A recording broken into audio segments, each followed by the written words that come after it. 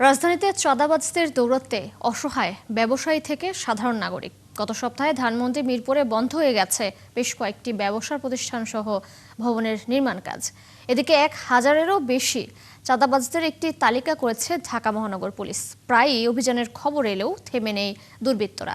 এর কারণ হিসেবে আইনশৃঙ্খলা বাহিনীর তৎপরতার অভাবকেই দায়ী করছেন বিশেষজ্ঞরা। সুমন তানভীরের প্রতিবেদন।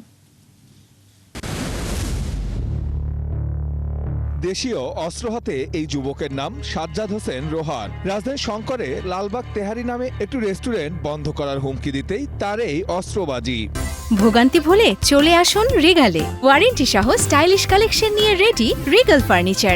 ঘটনাটি গত রবিবারের। এর কিছুক্ষণ আগের চিত্র এটি।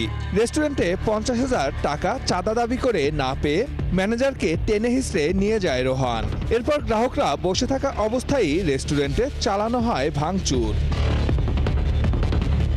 যে কোনো সময় সে টাকা দিয়ে 5,000 টাকা না দিলে মারবে কত ভরাই দিম, একদম পিস্তলে ভরাই দিম করে আমার উপর দিয়ে টেনে বের করেছে। বেরে আমার মুখ এই হাত বা আমারটা উল্টা পাশে পেঁয়াজ দিয়ে মুখ চিপে ধরে আমাকে মারছে। এসে প্রায় একটা ছোড়া আছে 4 হাতের উপরে হবে, ওটাই নিয়েছে ধারালো নিয়ে। যখন আসছে আমি তখন আমাকে গলায় ফেসে আমি তো দৌড় দিয়ে ওই পাশে উপরে সামনের বাসায় চলে গেছি। সে শার্টটা টান দিয়ে দাপ করে আমাকে আমার গলার কেন্দ্রে এমন ধরছে টাইট করে দইরা মনে করেন গ্যারেজের ভিতরে নিয়ে আমাকে এখানে 5টা থাবো দিচ্ছে, এখানে 3টা, আবার ওই যে হকি স্টিক আছে না ওইটা দিয়ে 3বার কানবার জোরে জোরে গুঁতা দিছে। ম্যানেজারকে মনে করেন কলাগুলো ধরে এই জায়গায় নিয়ে ফালায় মারান শুরু করছে। কাস্টমার দেখে তো ভয়ে দৌড় দিচ্ছে। মাদকের টাকা জোগাড় করতে এর আগেও এখানে আক্রমণ চালায় ওই যুবক সহ সংঘবদ্ধ গ্যাং। যুবক রেস্তোরাঁ ভবনের মালিকের সন্তান। পেছনেই তাদের মাদকের আকড়া, যেখানে হকি স্টিক সহ রাখা হয় বিভিন্ন দেশীয় অস্ত্র। ভিতরে অনেকগুলো লোক থাকে, এর সাথে 8-10টা ছেলেপান থাকে যারা সবসময় এদের সাথেই থাকে। পিস্তল ঠেকাইলো, বললো যে তোরে টাকা দিতে বলছি, তুই টাকা দিতেন বললি কেন যে দিব না। বারবার লোড করতেছে, আবার আনলোড করতেছে। পরবর্তীতে আমি স্বীকার পাইলাম যে আচ্ছা আমি অন্য ব্রাঞ্চ থেকে ম্যানেজ করে আপনাকে দিচ্ছি। সে নগদ টাকার জন্য যখন তখন এসে 20,000, 30,000, 10,000 টাকা দাবি করে। টাকা দিতে অস্বীকার করলে যখন তখন হামলা চালায় এবং গালমন্দ করে, মারধর করে। আমার পাশে দোকানদার তার সাথে করেছে, এই পাশে আরেকটা দোকান, এখানে একটা রেস্টুরেন্ট ছিল আলাউদ্দিন, সেই ভদ্রলোক তার সাথে করেছে এবং সেই দোকান বন্ধ করে দিতে বাধ্য হয়েছে। দুই ভাইয়ের ভয়ে এই এলাকায় ব্যবসা গুটিয়ে চলে যেতে হয়েছে বেশ কয়েকজনকে, যা সবগুলোই এখন বন্ধ। কার ইন্ধনে এই অস্ত্রবাজি করছে তারা তা জানতে তার বাসায় গিয়েও দেখা মেলেনি, ফোনেও পাওয়া যায়নি তাদের। ভাই, পুলিশের দাবি মামলা হওয়ার পর থেকেই তাদের গ্রেপ্তারে অভিযান চলছে।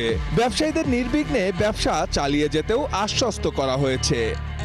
আমরা যে পরে গত দিনের যে ঘটনায় মামলা নিচ্ছে, ঠিক আছে, মামলা নিচ্ছে, আমরা তদন্ত সাপেক্ষে ওটা আমরা আসামি 70 টাকা আসামি অ্যারেস্ট করবো, ঠিক আছে।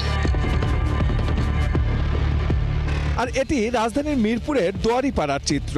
নির্মাণাধীন একটি ভবনে দেশীয় অস্ত্র নিয়ে মহড়া দিতে দেখা যাচ্ছে কয়েকজনকে। স্থানীয়দের থেকে মেলে কয়েকজনের নামও। এই যুবকের নাম মোহাম্মদ জামাল। লাল গেঞ্জি পরা এই লোকের নাম আব্দুল হক। আরেকজনের নাম শিপু। অন্য আরেকটি ভবনের কাজ বন্ধ করার হুমকি দিতে দেখা যায় যাকে।